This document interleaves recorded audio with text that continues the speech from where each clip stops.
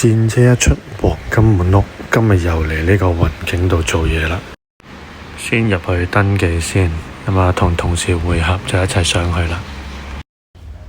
Hello， 大家好，我係小寶師傅，今日嚟呢個啟德呢，整呢個無縫嘅。咁而家開始，咁我先搞呢個簡單嘅先啦。咁佢係少少甩皮啫，我諗我用1成功力已經可以搞掂啦。好啦，話咁快就搞掂啦，你哋睇睇個效果，好唔 OK？OK 就俾個讚我先。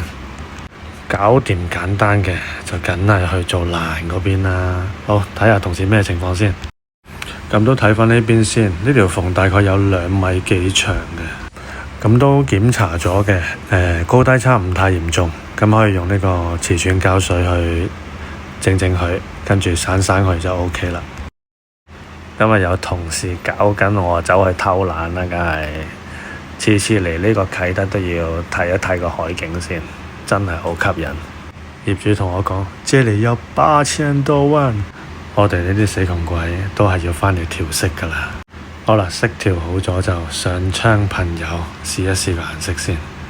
顏色係冇問題嘅，咁我哋噴到均勻就可以開始畫紋。做無縫拼接呢，一定要識得畫紋。其實就好簡單嘅啫，你識揸筆你就做到噶啦。最重要嘅係偷你女朋友嘅化妝掃啊！好，咁都醒你哋2招嘅。咁我之前都講過啦，畫紋最緊要隻手要識得抖，千祈唔好直。咁我而家做緊呢個手法呢，就叫做畫龍點睛，咁係將嗰個紋理令到係更加立體。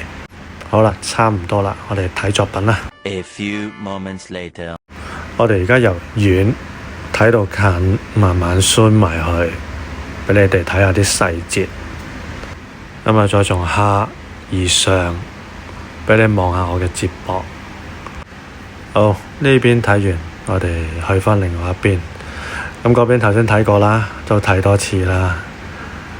咁啊，呢邊比較簡單嘅，係啦，亮光油噴咗噶啦，立令。OK， 臨尾再俾返幾張 close up 相大家睇睇。好啦，覺得 OK 嘅，俾個讚我，多謝收看。記得點讚關注哦。